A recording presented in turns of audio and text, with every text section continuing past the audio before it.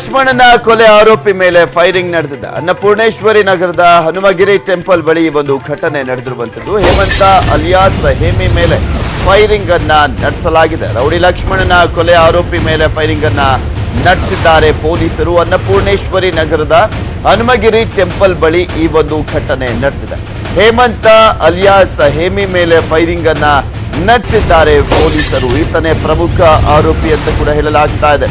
Firing ಮಾಡಿದ್ದಾರೆ CCB inspector ಆಗಿರುವಂತಹ ಹರೀಶ್ ಅವರು. ಹೇಮಂತನ ಬಲಗಾಲಿಗೆ ಗುಂಡಿಕ್ಕಿದ್ದಾರೆ ಪೊಲೀಸರು. ಪೊಲೀಸರ ಮೇಲೆ ಮಚ್ಚಿನಿಂದ ಹಲ್ಲೆಗೆ ಮುಂದಾಗಿದ್ದಾನೆ. ಈತನನ್ನ ಬಂಧಿಸಲು ಹೋದಂತಹ ಸಂದರ್ಭದಲ್ಲಿ ಆರೋಪಿ. ಹೀಗಾಗಿ ಪೊಲೀಸರು ಆತನ ಬಲಗಾಲಿಗೆ ಗುಂಡಿಕ್ಕಿದ್ದಾರೆ.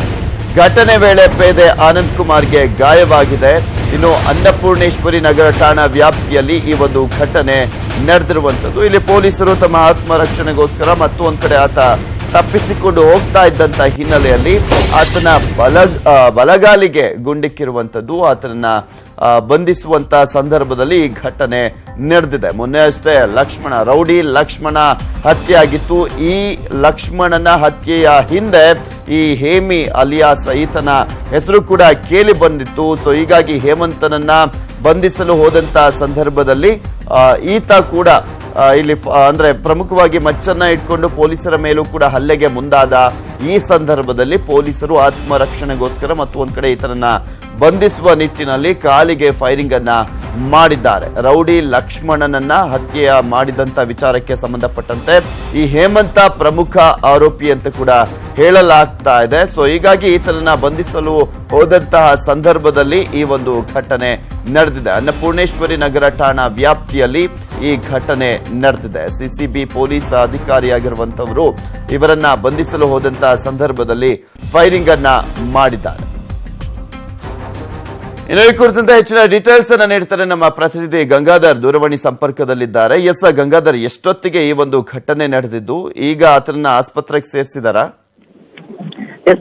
ಇನ್ನು ರೂಪಿ ಲಕ್ಷ್ಮಣನ ಕೊಲೆ ಪ್ರಕರಣದ ಆರೋಪಿ ಆಗಿರುವಂತ ಮತ್ತೊಬ್ಬ ಆರೋಪಿ ಆಗಿರುವಂತಹ ಹೇಮಿ ಮೇಲೆ ಈಗ ಸಿಸಿಬಿ ಪೊಲೀಸರು ಫೈರಿಂಗ್ ಮಾಡಿರುವಂತದ್ದು. ಅದೇ ಕಳೆದ ಇತ್ತೀಚೆಗಷ್ಟೇ ಏನು ಆರೋಪಿ ಕ್ಯಾಟ್ರಾಜನನ್ನ ಪೊಲೀಸರು ಅಂದ್ರೆ ಮಹಾಲಕ್ಷ್ಮಿ ಲೇಔಟ್ ಪೊಲೀಸರು ಅರೆಸ್ಟ್ ಮಾಡಿದ ಸಂದರ್ಭದಲ್ಲಿ ಆತನ ಕೂಡ ಮೇಲೆ ಗುಂಡೇಟನ್ನ ಮಾಡಿದ್ರು. ನಂತರ ಇದೇ ಪ್ರಕರಣದಲ್ಲಿ ಪ್ರಮುಖ ಆರೋಪಿ ಇನ್ನು ಸುಪಾರಿಯನ್ನ ಕೊಟ್ಟಿದ್ದ ಹೇಳಲಾಗ್ತಿತ್ತು. ಇನ್ನು ಹೇಮಂತ ರೌಡಿ ಶೀಟರ್ ಹೇಮಂತನನ್ನ ಈಗ ಮತ್ತೆ ರಾತ್ರಿ 4 ಗಂಟೆ ಪೊಲೀಸರು ಅವರನ್ನ ಅರೆಸ್ಟ್ ಮಾಡೋ ಸಂದರ್ಭದಲ್ಲಿ ಆತ ಪೊಲೀಸರ ಮೇಲೆ ಹಲ್ಲೆಗೆ ಮುಂದಂತ ಸಂದರ್ಭದಲ್ಲಿ ಅವ್ರ ಮೇಲೆ ಕೂಡ ಈಗ ಸಿಸಿಬಿ ಇನ್ಸ್ಪೆಕ್ಟರ್ ಹರೀಶ್ ಅವರು ಕಾಲಿಗೆ ಗುಂಡೇಟ ಹೊಡೆದಿರುವಂತದ್ದು. ಅಂದ್ರೆ ಹನುಮಗಿರಿ ಅನ್ನಪೂರ್ಣೇಶ್ವರ ಪೊಲೀಸ್ ಠಾಣಾ ವ್ಯಾಪ್ತಿಯಲ್ಲಿರುವಂತಹ ಹನುಮಗಿರಿ ಟೆಂಪಲ್ ಬಳಿ ಆರೋಪಿ ಅಡಗಿಕೊಂಡ್ರ ಬಗ್ಗೆ ಸಿಸಿಬಿ ಪೊಲೀಸ್ಗೆ ಮಾಹಿತಿ ಬರುತ್ತೆ. ನಂತರ ಆತನನ್ನ ಇನ್ಸ್ಪೆಕ್ಟರ್ ನೇತೃತ್ವದ ಹರೀಶ್ ಅವರ ಮತ್ತೆ ಅವರ ತಂಡ ಅವರನ್ನ ಅರೆಸ್ಟ್ ಮಾಡೋ ಸಂದರ್ಭದಲ್ಲಿ ಅವರ ಹಿಡಿಯಲಾದ ಪೊಲೀಸರ ಮೇಲೆ ಮಚ್ಚನ್ನ ಎತ್ಕೊಂಡು ಅವರ ಮೇಲೆ ಹಲ್ಲೆಯನ್ನ ಮಾಡೋ ಸಂದರ್ಭದಲ್ಲಿ ಇನ್ಸ್ಪೆಕ್ಟರ್ ಅವರ ಆತ್ಮರಕ್ಷಣೆಗಾಗಿ ಇನ್ಸ್ಪೆಕ್ಟರ್ಗೆ ಅವ್ರ ಕಾಲಿಗೆ ಗುಂಡನ್ನ ಹೊಡೆಯುತ್ತದೆ. ಈ ವೇಳೆ ಪೇದೆ ಆನಂದ್ ಕುಮಾರ್ಗೆ ಕೂಡ ಗಾಯ ಆಗಿರುವಂತದ್ದು. ಸದ್ಯ ಈತ ಏನು ಮಂಡ್ಯ ಜಡೇಜಾ ರವಿ ಕೊಲೆ ಪ್ರಕರಣದಲ್ಲಿ ಈತ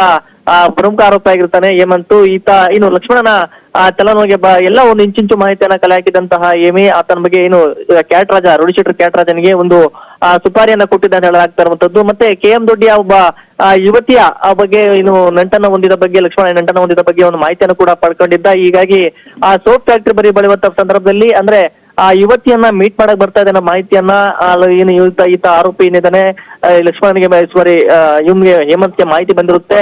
ಆ ನಂತರ ಕ್ಯಾಟ್ರಾಜನ್ಗೆ ಎಲ್ಲಾ ಒಂದು ಪ್ಲಾನ್ ಅನ್ನ ಕೊಟ್ಟಿರ್ತಾನೆ. ನಂತರ ಅಲ್ಲಿ ಆರೋಪಿಗಳೆಲ್ಲರೂ ಕೂಡ ಅಲ್ಲಿ ಸ್ಕಾರ್ಪಿಯೋದಲ್ಲಿ ಬಂದು ಅಟ್ಯಾಕ್ ಮಾಡಿ ಲಕ್ಷ್ಮಣನ ಹೊಡೆದಿರುವುದು. ಸದ್ಯ ಈಗ ಆತನನ್ನ ಆಸ್ಪತ್ರೆಗೆ ದಾಖಲು ಮಾಡಿರುವಂತದ್ದು ಪೃಥ್ವಿ. ಓಕೆ, ಥ್ಯಾಂಕ್ ಯು ಗಂಗಾಧರ್ ನಿಮ್ಮೆಲ್ಲ ಡೀಟೇಲ್ಸ್ಗಾಗಿ. ಮೈತ್ರಿ ಪಕ್ಷಗಳ ನಡುವೆ ಸೀಟು ಹಂಚಿಕೆ ಹಗ್ಗಜಗ್ಗಾಟ ನಡೀತಾ ಇದೆ. ಇಲ್ಲಿ ಪ್ರಮುಖವಾಗಿ ಕಾಂಗ್ರೆಸ್ಗೆ 21, ಜೆಡಿಎಸ್ಗೆ 7 ಸೀಟು ಬಹುತೇಕ ಫೈನಲ್ ಅಂತ ಕೂಡ ಹೇಳಲಾಗ್ತಾ ಇದೆ. ಕಾಂಗ್ರೆಸ್ ಸ್ಕ್ರೀನಿಂಗ್ ಕಮಿಟಿ ಸಭೆಯಲ್ಲಿ ನಿರ್ಧಾರವನ್ನ ಕೈಗೊಳ್ಳಲಾಗಿದೆ. ಜೆಡಿಎಸ್ಗೆ 7 ಕ್ಷೇತ್ರ ಮಾತ್ರ ಬಿಟ್ಟು ಕೊಡಲು ನಿರ್ಧಾರವನ್ನ ಕೈಗೊಂಡಿದೆ ಅಂತ ಹೇಳಲಾಗ್ತಾ ಇದೆ. ಹಾಲಿ ಸಂಸದರ ಕ್ಷೇತ್ರ ಬಿಟ್ಟು ಕೊಡದಿರಲು ತೀರ್ಮಾನವನ್ನ ಕೈಗೊಳ್ಳಲಾಗಿದೆ ಅಂತ ಇಲ್ಲಿ ಪ್ರಮುಖವಾಗಿ ಹಾಲಿ ಸಂಸದರು ಅಂದ್ರೆ ಒಟ್ಟು 10 ಜನ ಇದ್ದಾರೆ. ಆ ಕ್ಷೇತ್ರಗಳನ್ನ ಬಿಟ್ಕೊಡೋದು ಬೇಡ ಅನ್ನುವ ತೀರ್ಮಾನ ಅಂತೆ. ಇಲ್ಲಿ ಕಾಂಗ್ರೆಸ್ಗೆ ಮೈಸೂರು, ಜೆಡಿಎಸ್ಗೆ ಬೆಂಗಳೂರು ಉತ್ತರ ಫಿಕ್ಸ್ ಆಗಿದೆ ಅನ್ನುವ ಮಾಹಿತಿ ಕೂಡ ಲಭ್ಯವಾಗ್ತಾ ಇದೆ. ಇನ್ನು ಉಳಿದಂತೆ ಮಂಡ್ಯ, ಹಾಸನ, ಶಿವಮೊಗ್ಗ, ಉತ್ತರ ಕನ್ನಡ, ವಿಜಯಪುರ, ತುಮಕೂರು ಅಥವಾ ಚಿಕ್ಕಬಳ್ಳಾಪುರ ಇಲ್ಲಿ ಇರುವಂತ ಹಾಲಿ ಸಂಸದರ 1 ಕ್ಷೇತ್ರವನ್ನ ಜೆಡಿಎಸ್ಗೆ ಬಿಟ್ಟು ಕೊಡುವಂತ ಚಾನ್ಸಸ್ಗಳು ಕೂಡ ಇದೆ. ಅನಿವಾರ್ಯ ಪರಿಸ್ಥಿತಿಯಲ್ಲಿ ಒಂದು ಕ್ಷೇತ್ರಕ್ಕೆ ರಾಜಿ ಮಾಡಿಕೊಳ್ಳುವಂತ ಸಾಧ್ಯತೆ ಇರುವಂತದ್ದು, ಅದು ತುಮಕೂರು ಅಥವಾ ಚಿಕ್ಕಬಳ್ಳಾಪುರನ ಅನ್ನೋದೇ ಸಸ್ಪೆನ್ಸ್ ಆಗಿದೆ. ಇನ್ನು ವೀರಪ್ಪ ಮೊಯ್ಲಿ ಅಭಿಪ್ರಾಯವನ್ನ ಕೂಡ ಕೇಳಿದೆ ಸ್ಕ್ರೀನಿಂಗ್ ಕಮಿಟಿ. ನಿನ್ನೆ ನಡೆದಂತ ಸಭೆಯಲ್ಲಿ ಮುದ್ದಹನುಮೇಗೌಡರ ಪರ ಡಿಸಿಎಂ ಪರಮೇಶ್ವರ್ ಅವರು ಲಾಭಿಯನ್ನ ನಡೆಸ್ತಾ ಇದ್ದಾರೆ. ಸೊ ಹೀಗಾಗಿ ಕಾಂಗ್ರೆಸ್ಗೆ 21, ಜೆಡಿಎಸ್ಗೆ 7 ಸೀಟು ಬಹುತೇಕ ಫೈನಲ್ ಅಂತ ಹೇಳಲಾಗ್ತಾ ಇದೆ. ಮಾರ್ಚ್ 16ಕ್ಕೆ ಅಭ್ಯರ್ಥಿಗಳ ಪಟ್ಟಿ ಘೋಷಣೆಗೆ ಸಿದ್ಧತೆಯನ್ನ ನಡೆಸಲಾಗಿದೆ. ಇಲ್ಲಿ ಪ್ರಮುಖವಾದಂತಹ ವಿಚಾರ ಅಂದ್ರೆ, ಕಗ್ಗಂಟಾಗಿರುವಂತಹ ವಿಚಾರ ಅಂದ್ರೆ ಜೆಡಿಎಸ್ಗೆ ಎಷ್ಟು ಸ್ಥಾನ, ಮತ್ತು ಒಂದ್ ಕಡೆ ಹಾಲಿ ಸಂಸದರ ಕ್ಷೇತ್ರಗಳನ್ನ ಯಾವುದೇ ಕಾರಣಕ್ಕೂ ಬಿಟ್ಕೊಡಬಾರ್ದು. ಇನ್ನು ಒಂದು ಅಲ್ಲಿ ಮೈಸೂರಿನ ವಿಚಾರ ಪ್ರಮುಖವಾಗಿ ಚರ್ಚೆ ಆಗಿರುವಂತದ್ದು. ಸೊ ಹೀಗಾಗಿ ಈ ಕೆಲವೊಂದು ಗೊಂದಲಗಳು ಇನ್ನೂ ಕೂಡ ಮುಂದುವರೆದಿದೆ. ಮತ್ತು ಒಂದ್ ಕಡೆ ಇಲ್ಲಿ ಜೆಡಿಎಸ್ಗೆ ಯಾವ ರೀತಿಯಾಗಿ ಸೀಟನ್ನ ಕೊಡಲಾಗುತ್ತೆ, ಎಷ್ಟು ಸೀಟನ್ನ ಕೊಡಲಾಗುತ್ತೆ, ಯಾವ ಕ್ಷೇತ್ರವನ್ನ ಕೊಡಲಾಗುತ್ತೆ ಅನ್ನೋದೇ ಪ್ರಶ್ನೆ. ನೋಡಿ, ಜೆಡಿಎಸ್ ಅವರು 10 ಟಿಕೆಟ್ 10 ಅವರು ಮಾನ್ಯ ದೇವೇಗೌಡರು ಕೇಳಿದ್ದಾರೆ ರಾಹುಲ್ ಗಾಂಧಿ ಅವರನ್ನ ಭೇಟಿಯಾದಾಗ. ಈಗ ನಾವು ಚರ್ಚೆ ಮಾಡಿ ತೀರ್ಮಾನ ಮಾಡ್ತೀವಿ. ನಾವು ಅವರು ಇಬ್ರು ಎಲ್ಲ ಕೂತ್ಕೊಂಡು ಚರ್ಚೆ ಆಗಿ ತೀರ್ಮಾನ ಆಗ್ತದೆ. ಬಹುಶಃ 16ನೇ ತಾರೀಕು ಸಿಇಸಿ ಆಗ್ತಕ್ಕಂಥದ್ದು ಇದೆ. 16ನೇ ತಾರೀಕು ಬಹುಶಃ ಅವತ್ತೇ ಎಲ್ಲಾ ಕ್ಷೇತ್ರಗಳು ಇತ್ಯರ್ಥ ಆಗ್ಬೋದು. ನೋಡಿ, ನೋಡ್ತಾ ಇದ್ವಿ ಕಾಂಗ್ರೆಸ್ನ ಅಂದ್ರೆ ಇಲ್ಲಿ ಪ್ರಮುಖವಾಗಿ ನೋಡ್ತಾ ಇದ್ವಿ ಯಾರಿಗೆ ಎಷ್ಟು ಸ್ಥಾನ ಅನ್ನೋದ್ರ ಬಗ್ಗೆ ಕೆಪಿಸಿಸಿ ಅಧ್ಯಕ್ಷರು ಕೂಡ ನಿನ್ನೆ ಸ್ಕ್ರೀನಿಂಗ್ ಕಮಿಟಿ ಸಭೆ ಆದ್ಮೇಲೆ ಮಾತನಾಡ್ತಾ ಇದ್ರು. ಇದೆಲ್ಲದ್ರ ಬಗ್ಗೆ ಸಂಪೂರ್ಣವಾದಂತಹ ಮಾಹಿತಿಯನ್ನ ನೀಡ್ತಾರೆ ನಮ್ಮ ಪ್ರತಿನಿಧಿ ಧರಣೇಶ್ ದೂರವಾಣಿ ಸಂಪರ್ಕದಲ್ಲಿದ್ದಾರೆ. ಎಸ್ ಧರಣೇಶ್, ನಿನ್ನೆ ನಡೆದಂತ ಸ್ಕ್ರೀನಿಂಗ್ ಕಮಿಟಿ ಸಭೆಯಲ್ಲಿ ಕಾಂಗ್ರೆಸ್ಗೆ 21, ಜೆಡಿಎಸ್ಗೆ 7 ಸೀಟ್ ಕೊಡೋಣ ಅನ್ನೋದ್ರ ಬಗ್ಗೆ ತೀರ್ಮಾನ ಆಗಿದೆಯಂತೆ. ಇನ್ನು ಏನೆಲ್ಲ ವಿಚಾರಗಳು ಚರ್ಚೆ ಆಯ್ತು ಅಲ್ಲಿ? ಪೃಥ್ವಿರಾಜ್, ನಿನ್ನೆ ಒಂದು ಸುಮಾರು 5 ಗಂಟೆ ಕಾಲ ನಡೆಸಿದೆ ಕಾಂಗ್ರೆಸ್ ಸ್ಕ್ರೀನಿಂಗ್ ಕಮಿಟಿ ಸಭೆಯನ್ನ. ಮೊದಲಿಗೆ ಈ ಸಭೆಯಲ್ಲಿ ಕಾಂಗ್ರೆಸ್ ಮತ್ತು ಜೆಡಿಎಸ್ ನಡುವಿನ ಸೀಟು ಹಂಚಿಕೆ ಸಂಬಂಧ ಇರುವಂತಹ ಸಮಸ್ಯೆಗಳನ್ನ ಬಗೆಹರಿಸಿಕೊಳ್ಳಿಕ್ಕೆ ಪ್ರಯತ್ನ ಪಟ್ಟಿದ್ದಾರೆ ಕಾಂಗ್ರೆಸ್ನ ಹೈಕಮಾಂಡ್ ನಾಯಕರು ಮತ್ತು ರಾಜ್ಯ ನಾಯಕರು. ಅಂತಿಮವಾಗಿ ಜೆಡಿಎಸ್ಗೆ 7 ಸೀಟ್ಗಳನ್ನ ಬಿಟ್ಕೊಡ್ಲಿಕ್ಕೆ, ಅಂದ್ರೆ ಹೆಚ್ಚಂದ್ರೆ 7 ಸೀಟ್ಗಳನ್ನ ಬಿಟ್ಕೊಡ್ಬೇಕು ಅನ್ನುವಂತ ನಿರ್ಧಾರಕ್ಕೆ ಬಂದಿದ್ದಾರೆ. ಯಾಕೆಂದ್ರೆ ಜೆಡಿಎಸ್ ನಮ್ಗೆಲ್ಲ ಗೊತ್ತು 12 ಸೀಟ್ ಕೇಳ್ತಾ ಇತ್ತು ಮೊದಲಿಗೆ, ಆಮೇಲೆ 10, 9 ಅಂತೆಲ್ಲ ಕೇಳ್ತಿದೆ. ಆದ್ರೆ ಯಾವ ಕಾರಣಕ್ಕೂ 7 ಸೀಟ್ಗಿನ್ನ ಹೆಚ್ಚು ಸೀಟ್ಗಳನ್ನ ಬಿಟ್ಕೊಡ್ಬಾರ್ದು ಅನ್ನುವಂತ ತೀರ್ಮಾನಕ್ಕೀಗ ಕಾಂಗ್ರೆಸ್ ಬಂದಿದೆ. ಈ ಪೈಕಿ 2 ಕ್ಷೇತ್ರಗಳು ಕಗ್ಗಂಟಾಗಿದ್ದಾವೆ ಅನ್ನುವಂತ ಮಾಹಿತಿಗಳು ಲಭ್ಯ ಆಗ್ತಿದಾವೆ. ಹಾಲಿ ಇರುವ ಕ್ಷೇತ್ರಗಳ ಪೈಕಿ ತುಮಕೂರು ಅಥವಾ ಚಿಕ್ಕಬಳ್ಳಾಪುರದಿಂದ ಯಾವ್ದಾದ್ರು ಒಂದು ಕ್ಷೇತ್ರವನ್ನ ಬಿಟ್ಕೊಡಿ ಅಂತ ಹೇಳಿ ಜೆಡಿಎಸ್ ಕೇಳ್ತಿದೆ. ಯಾವ ಕ್ಷೇತ್ರವನ್ನ ಬಿಟ್ಕೊಡ್ಬೇಕು ಅನ್ನುವ ನಿಟ್ಟಿನಲ್ಲಿ ಕಾಂಗ್ರೆಸ್ಗೆ ಅದು ಒಂದು ರೀತಿಯಲ್ಲಿ ತಲೆಬಿಸಿ ಆಗಿದೆ. ಯಾಕೆಂತಂದ್ರೆ ಚಿಕ್ಕಬಳ್ಳಾಪುರದಿಂದ ಮಾಜಿ ಮುಖ್ಯಮಂತ್ರಿ ವೀರಪ್ಪ ಮೊಯ್ಲಿ ಇದ್ದಾರೆ. ಸಹಜವಾಗಿ ಅವ್ರಿಗೆ ಹೈಕಮಾಂಡ್ ನಲ್ಲಿ ಹೆಚ್ಚು ಸಂಪರ್ಕ ಇರೋದ್ರಿಂದ ಅವ್ರನ್ನ ಅಷ್ಟು ಸುಲಭವಾಗಿ ಕೈ ಬಿಡ್ಲಿಕ್ಕೆ ಸಾಧ್ಯ ಇಲ್ಲ. ತುಮಕೂರಿನಿಂದ ಮುದ್ದಹನುಮೇಗೌಡರು ಇದ್ದಾರೆ, ಅವ್ರು ಗೆಲ್ಲುವಂತ ಸಾಧ್ಯತೆ ಇದೆ ಅನ್ನುವಂಥದ್ದು ಕಾಂಗ್ರೆಸ್ನ ಅಭಿಪ್ರಾಯ. ಹಾಗಾಗಿ ಆ ಸೀಟ್ ನ ಬಿಟ್ಕೊಡ್ಲಿಕ್ಕೆ ಸಾಧ್ಯ ಇಲ್ಲ. ಹೀಗೆ ಕಾಂಗ್ರೆಸ್ ಹೈಕಮಾಂಡ್ ಮತ್ತು ರಾಜ್ಯ ನಾಯಕರು ಇಕ್ಕಟ್ಟಿಗೆ ಸಿಲುಕಿದ್ದಾರೆ. ಇದು ಹೊರತಾಗಿ ಮೈಸೂರು ವಿಷಯದಲ್ಲೂ ಕೂಡ ಸ್ವಲ್ಪ ಗೊಂದಲಗಳಿವೆ. ಏನಂತಂದ್ರೆ ಆ ಕ್ಷೇತ್ರವನ್ನ ಜೆಡಿಎಸ್ ಕೇಳ್ತಿದೆ.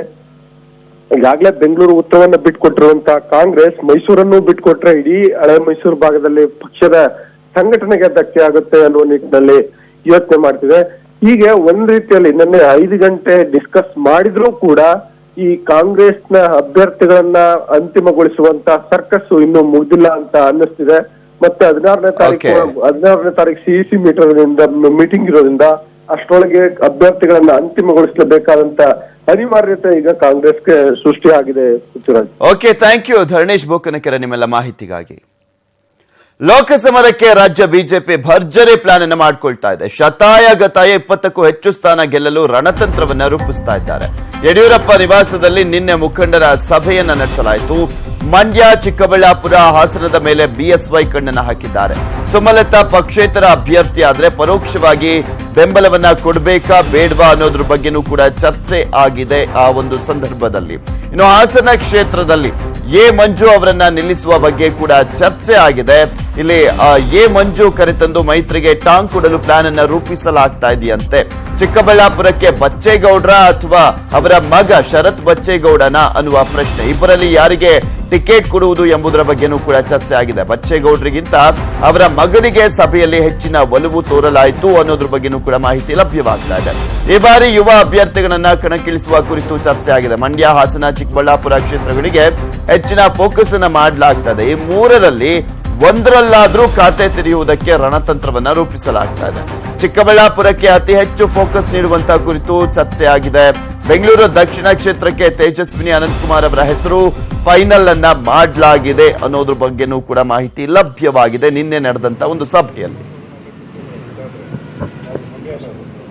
ಈಗಾಗಲೇ ನಮ್ಮ ರಾಜ್ಯದ ಅಧ್ಯಕ್ಷರು ಯಡಿಯೂರಪ್ಪನವರು ಕಳೆದ 3 ದಿನದೂ ಕೂಡ ನನ್ನ ಜೊತೆ ಮಾತಾಡಿದ್ದಾರೆ. ಮಂಡ್ಯ ಚುನಾವಣೆ ಬಗ್ಗೆ ಯಾವ ರೀತಿ ತೀರ್ಮಾನ ತೆಗೆದುಕೊಳ್ಬೇಕು ಅನ್ನೋದು ಇದು ಪಕ್ಷದ ತೀರ್ಮಾನ. ಯಾಕೆಂದ್ರೆ ನಾವು ಇಂಡಿಪೆಂಡೆಂಟ್ಗೆ ಸಪೋರ್ಟ್ ಮಾಡಬೇಕಾದ್ರೆ ನಮ್ಮ ಕೇಂದ್ರದ ಅನುಮತಿ ಬೇಕಾಗ್ತದೆ. ನಮ್ಮ ಅಭ್ಯರ್ಥಿ ಆದರೆ ಉತ್ತಮ, ಇಂಡಿಪೆಂಡೆಂಟ್ ಆದರೆ ಏನು ಮಾಡಬೇಕು, ಬೆಂಬಲ ಮಾಡಬಾರ್ದು ಅನ್ನೋದು ಇದು ಪಾಲಿಸಿ ಡಿಸಿಷನ್. ಸೊ ಆ ಪಾಲಿಸಿ ಡಿಸಿಷನ್ನ ನಾವು ತಗೊಳ್ಳೋವಂಥದ್ರಲ್ಲಿ ಈಗಾಗಲೇ ನಾವು ಕೇಂದ್ರಕ್ಕೆ ತಿಳಿಸಿದಿರಿ. ಅವರು ಏನು ಹೇಳ್ತಾರೋ ಅದರ ಮೇಲೆ ತೀರ್ಮಾನ ಆಗ್ತದೆ. ಅದೇ ರೀತಿ ಬೆಂಗಳೂರು ಸೌತ್ ಬಗ್ಗೆನೂ ಇವತ್ತು ಮೀಟಿಂಗ್ ಕರೆದಿದ್ದೆ. ಅದರಲ್ಲಿ ಅಭಿಪ್ರಾಯ ಏನು ಬಂದಿದೆ ಅಂತೇಳಿ ನಮ್ಮ ರಾಜ್ಯದ ಅಧ್ಯಕ್ಷರಿಗೆ ತಿಳಿಸಿದ್ದೀನಿ. ಯಾಕಂದರೆ ನನ್ನ ಕರ್ತವ್ಯ ಅದು ತಿಳಿಸುವಂಥದ್ದು. ಮತ್ತು ಇಲ್ಲಿಂದ ಅನುಮೋದನೆಯಾಗಿ ಯಡಿಯೂರಪ್ಪನವರ ಅನುಮೋದನೆ ಆದಮೇಲೆ ಅದು ಕೇಂದ್ರಕ್ಕೆ ಹೋಗ್ತೈತೆ. ಆ ದೃಷ್ಟಿಯಿಂದ ಆ ವಿಚಾರವಾಗಿ ಮಾತಾಡಿದ್ದೀನಿ. ಬೇರೆ ಬೇರೆ ಜಿಲ್ಲೆಗಳು, ಕೋಲಾರ ಇರ್ಬೋದು, ಬೆಂಗಳೂರು ಗ್ರಾಮಾಂತರ, ನಮ್ಮ ಕೃಷ್ಣಪ್ಪನವರು MLA ಅವರಲ್ಲಿ ಅವರು ಬಂದಿದ್ದರು. CP ಯೋಗೇಶ್ವರ್ ಅವ್ರನ್ನ ನಿಲ್ಲಿಸಬೇಕು ಅಂತೇಳಿ ಅವರು ಬಂದು ಯಡಿಯೂರಪ್ಪನವ್ರ ಜೊತೆ ಮಾತಾಡಿದ್ದಾರೆ. ನಾವು ಯೋಗೇಶ್ವರ್ ಜೊತೆ ಮಾತಾಡಿದ್ದೀರಿ ಅವರು ಆಗಬೇಕು ಅಂತೇಳಿ. ಈ ಥರ ಹಾಸನದ ಪ್ರೀತಮ್ ಗೌಡ ಬಂದಿದ್ದಾರೆ, ನಮ್ಮ ಹಿಂದೆ MLA. ಅವರು ಕೂಡ ಹಾಸನದ ವಿಚಾರವಾಗಿ ಯಾರನ್ನ ಕ್ಯಾಂಡಿಡೇಟ್ ಮಾಡಬೇಕು ಅನ್ನೋದ್ರ ಬಗ್ಗೆ ಚರ್ಚೆ ಮಾಡಿದ್ರು. ಇಷ್ಟು ವಿಚಾರಗಳನ್ನು ನಮ್ಮ ರಾಜ್ಯಾಧ್ಯಕ್ಷರ ಗಮನಕ್ಕೆ ತಂದಿದ್ದೀನಿ. ನಾಳೆ ಬರಕ್ಕೆ ಹೇಳಿದ್ದಾರೆ. ಬೆಂಗಳೂರು ದಕ್ಷಿಣ ಕ್ಷೇತ್ರಕ್ಕೆ ಬಿಜೆಪಿಯಿಂದ ತೇಜಸ್ವಿನಿ ಅನಂತಕುಮಾರ್ ಹೆಸರು ಫೈನಲ್ ಆಗಿದೆ. ಈ ಬಗ್ಗೆ ಪ್ರತಿಕ್ರಿಯಿಸಿರುವಂತಹ ಅಶೋಕ್, ತೇಜಸ್ವಿನಿ ಅನಂತಕುಮಾರ್ ಬೆಂಗಳೂರು ದಕ್ಷಿಣ ಲೋಕಸಭಾ ಕ್ಷೇತ್ರದ ಅಭ್ಯರ್ಥಿ ಆಗಬೇಕು ಎಂಬ ಬಯಕೆ ನಮ್ಮದು. ಈ ಬಗ್ಗೆ ಸಮಗ್ರವಾಗಿ ಚರ್ಚೆಯನ್ನ ಮಾಡಲಾಗಿದೆ. ಈ ಬಗ್ಗೆ ಅಮಿತ್ ಶಾ, ಯಡಿಯೂರಪ್ಪ ಸೂಕ್ತ ತೀರ್ಮಾನವನ್ನ ಕೈಗೊಳ್ತಾರೆ. ಈ ಕ್ಷೇತ್ರದಲ್ಲಿ 6 ಬಾರಿ ಅನಂತಕುಮಾರ್ ಅವರು ಗೆಲುವನ್ನ ಕಂಡಿದ್ರು. ನಮಗೆ ಪಕ್ಷ ಮುಖ್ಯ, ಪಕ್ಷದ ಅಭ್ಯರ್ಥಿ ಮುಖ್ಯ. ತೇಜಸ್ವಿನಿ ಅವರಿಗೆ ನಮ್ಮ ಬೆಂಬಲ ಇದೆ ಅಂತ ಹೇಳಿದ್ರು. ಅಂತಿಮ ತೀರ್ಮಾನ ನಾಯಕರದ್ದು ಅಂತ ಹೇಳಿದ್ದಾರೆ. ಇದೇ ವೇಳೆ ಮಾತನಾಡಿದಂತ ತೇಜಸ್ವಿನಿ ಬೆಂಗಳೂರು ದಕ್ಷಿಣದಲ್ಲಿ ನಿಲ್ಲಬೇಕು ಎಂದಿದ್ದಾರೆ. ಕೇಂದ್ರದ ನಾಯಕರಿಗೆ ನನ್ನ ಹೆಸರನ್ನ ಕಳಿಸಿದ್ದಾರೆ. ಬಿಜೆಪಿ ನಾಯಕರ ಅಭಿಪ್ರಾಯಕ್ಕೆ ಸಹಮತ ಇದೆ ಅಂತ ಹೇಳಿದ್ರು.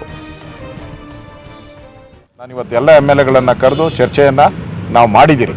ನಮ್ಮ ಚರ್ಚೆ ಇವತ್ತು ತೇಜಸ್ವಿನಿ ಮೇಡಮ್ ಅವರು ಈ ಕ್ಷೇತ್ರದ ಅಭ್ಯರ್ಥಿ ಆಗಬೇಕು ಅನ್ನೋ ಒಂದು ಆಸೆಯನ್ನು ನಮ್ಮೆಲ್ಲ ಕಾರ್ಯಕರ್ತರು, ನಮ್ಮ BJP ಕಾರ್ಯಕರ್ತರು ವಿನಂತಿಯನ್ನು ಮಾಡಿದ್ದಾರೆ. ಅದೇ ರೀತಿ ಆ ವಿನಂತಿಯನ್ನು ನಾನೆಲ್ಲ ನಮ್ಮ ಶಾಸಕರಿಗೆ ತಿಳಿಸಿದ್ದೀನಿ. ಈ ಥರ ಎಲ್ಲ ಕಾರ್ಪೊರೇಟರ್ಸು ಹೇಳಿದ್ದಾರೆ ಅಂತ ನಾವು ಕೂಡ ಇವತ್ತು ಚರ್ಚೆ ಮಾಡಿದ್ದೀರಿ. ಇವತ್ತು ನಾನು ಬೆಂಗಳೂರು ದಕ್ಷಿಣದಿಂದ ಲೋಕಸಭೆಗೆ ಚುನಾವಣೆಗೆ ನಿಲ್ಲಬೇಕು ಅಂಥೇಳಿ ಅವರೆಲ್ಲ ಯೋಚನೆ ಮಾಡಿ ಕೇಂದ್ರಕ್ಕೆ ನನ್ನ ಹೆಸರನ್ನು ಕಳಿಸ್ತಿದ್ದೀವಿ ಅಂಥೇಳಿ ಅವರು ನಿರ್ಣಯ ಮಾಡಿದ್ದಾರೆ. ಕೇಂದ್ರದವರು ಯಾವ ರೀತಿ ಇದಕ್ಕೆ ಸ್ಪಂದಿಸಿ ಅವರೇನು ತೀರ್ಮಾನ ಕೊಡ್ತಾರೋ ಅದಕ್ಕೆ ನಾನು ಬದ್ಧರಾಗಿದ್ದೀನಿ. ನಾನು ಯಾವ ರೀತಿಯಲ್ಲಿ ಅನಂತಕುಮಾರ್ ಅವರು ಭಾರತೀಯ ಜನತಾ ಪಕ್ಷಕ್ಕೆ ಯಾವ ರೀತಿ ಅನಂತಕುಮಾರ್ ಅವರು ಜೊತೆಗೆ ಅವರೆಲ್ಲರೂ ಸೇರಿ ಯಾವ ರೀತಿ ಬೆಂಗಳೂರಿಗಾಗಿ ಮತ್ತು ಪಕ್ಷಕ್ಕಾಗಿ ಸೇವೆ ಸಲ್ಲಿಸಿದ್ರು, ನಾನು ಸಂಪೂರ್ಣವಾಗಿ ಅದೇ ರೀತಿ ಕೆಲಸ ಮಾಡುವ. ಈ ಕುರಿತಂತೆ ಹೆಚ್ಚಿನ ಡೀಟೇಲ್ಸ್ ಅನ್ನ ನೀಡ್ತಾರೆ ನಮ್ಮ ಪ್ರತಿನಿಧಿ ರಮೇಶ್ ಹಿರೇಜಂಬೂರು ದೂರವಾಣಿ ಸಂಪರ್ಕದಲ್ಲಿದ್ದಾರೆ.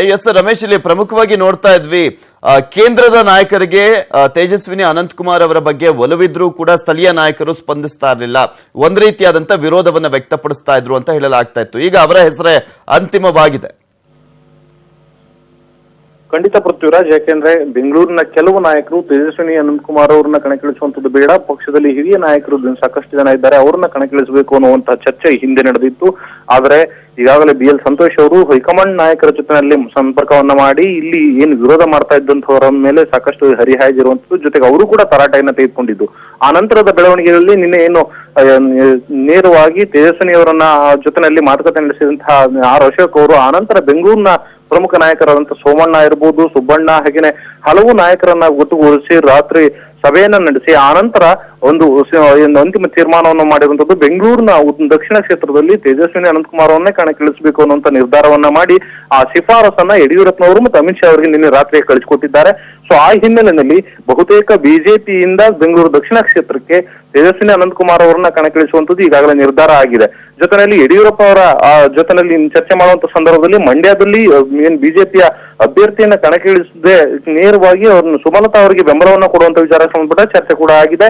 ಅದು ಕೂಡ ಈಗಾಗಲೇ ತೀರ್ಮಾನ ಆಗಿರುವಂತದ್ದು. ಆದರೆ ಚುನಾವಣೆ ಹತ್ತಿರ ಬರುವಂತ ಸಂದರ್ಭದಲ್ಲಿ ಆ ನಂತರ ಬಿಜೆಪಿ ತನ್ನ ಅಭ್ಯರ್ಥಿಯನ್ನ ನಿಲ್ಲಿಸದೆ ನೇರವಾಗಿ ಸುಮಲತಾ ಅವರಿಗೆ ನಮ್ಮ ಬೆಂಬಲ ಇದೆ ಅನ್ನುವಂಥದ್ದನ್ನ ಘೋಷಣೆ ಮಾಡುವಂತಹ ಸಾಧ್ಯತೆ ಇಲ್ಲಿ ಸ್ಪಷ್ಟ ಆಗ್ತಾ ಇದೆ. ಸೊ ಇಷ್ಟು ವಿಚಾರಗಳು ನಿನ್ನೆ ಯಡಿಯೂರಪ್ಪನವರ ಜೊತೆನಲ್ಲಿ ಅವರು ಚರ್ಚೆಯನ್ನ ಮಾಡಿರುವಂತದ್ದು Prithviraj. Okay, thank you Ramesh Rajamburu ನಿಮ್ಮೆಲ್ಲ ಡೀಟೇಲ್ಸ್ಗಾಗಿ.